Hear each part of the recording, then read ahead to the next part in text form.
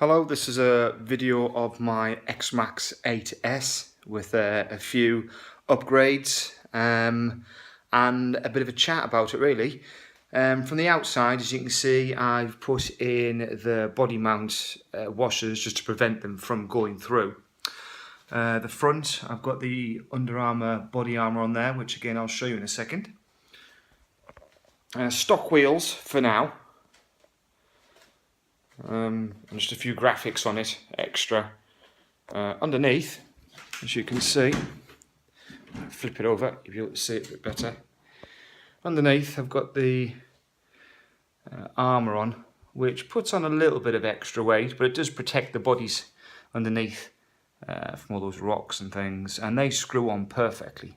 I think it looks pretty cool. Fits on perfectly. I think they're about £40 delivered from China. Okay, so inside the X Maxx I have changed quite a bit.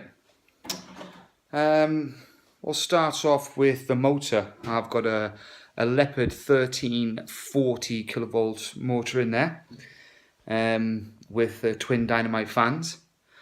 Gearing wise, I'm running 29 tooth pinion and a 50 tooth spur from Kershaw Designs. As you can see, I've got a Kershaw motor mount there and a Kershaw ESC mount as well. Running the Hobbywing Max 5, which is 200 amps and is exceptionally powerful. This thing puts out so much power, it is unreal. Full telemetry on there. So I've got the GPS in there and I've got the RPMs in there. I've also got the voltage, I've got the motor temperature sensor.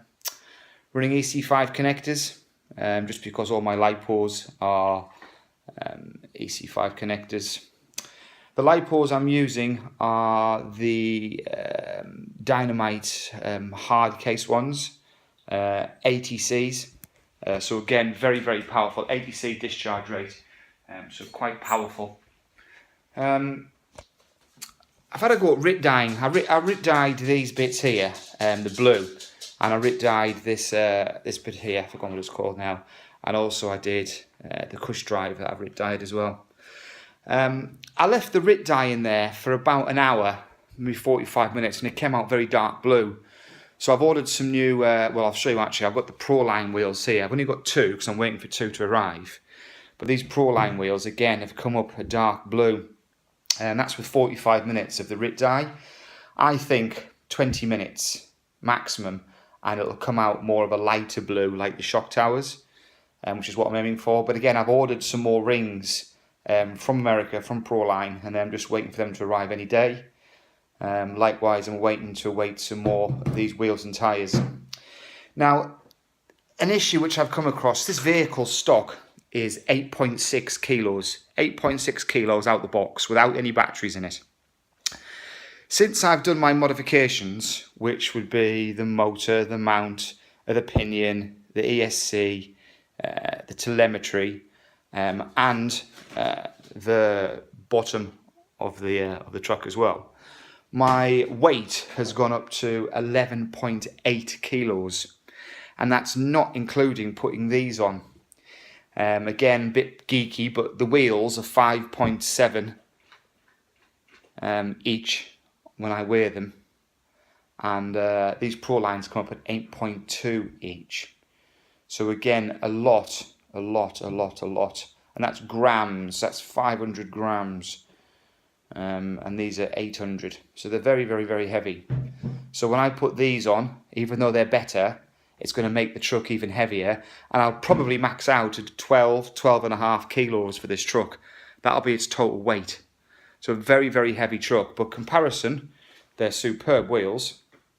Same sort of size, same sort of width, but a lot more robust. You don't get any of the ballooning with them.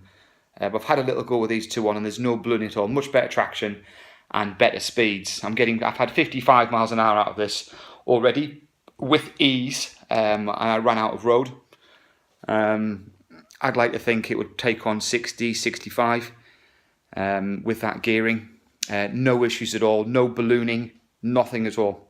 So with that gearing, I'm hitting at the moment, I think it was 55 the other day, but I ran out of road, and I'd like to say it would go over 60 to 65 if I had the room. Wheelies on command.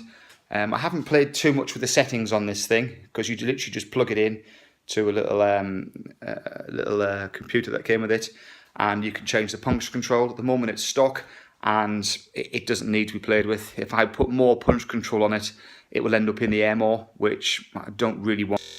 I'm quite happy just to have it as it is. It's stock. So for now, that's it. I put some of the blue retainers, the shock retainers, on there as well. No reason really, just they were available. I thought I'd treat myself. I don't think I'm going to get the aluminium shock caps. Can't see the point. And also I've been looking at the Proline piggyback reserves. I don't know if I can justify them. They're £75 a pair. That's £150, £160 for the car. Is it worth it? Am I going to get any benefit from £150, £160? Probably not. So I'm probably just going to leave those shocks stock for now. But massive upgrade on the motor. Definitely worth getting that Leopard. If you can see the Leopard in there. It is so much more powerful and torquier than the stock and the Castle 2028, which I know a lot of you guys prefer. And that Max 5 ESC is just an absolute monster. I know a lot of you go for the Max 6, so it slots nicely in there. Fine, go for your Max 6 if you're using your stock motor. But if you want to upgrade your motor and go for the Leopard or a Castle 2028, strongly recommend this Max 5, as it's 200 amps, waterproof. It's £20–30 more than your Max 6, but it is so much more worth it. It really is, and there's so much more power delivery from it. So I think that's it for now. Oh, also, I don't know if you've noticed, I've put in the stainless steel screw kit everywhere. So I've got the stainless steel screws everywhere, really. That took a little while. And maybe if you're doing the screwing of the Proline wheels, or you're changing the screws in a truck, it's strongly recommended that you get some form of electric power drill. Otherwise you'll end up with blisters all over your hands like I did. So for now, I think that's my truck as it is. Hope you like my truck. Give me a thumbs up, or send me any messages, or subscribe to me, and I'll post some more of this truck once I get the second set of wheels through and I've rip-dyed them again, and I'll show you a video of it running. Hope you enjoy and subscribe. Speak to you soon.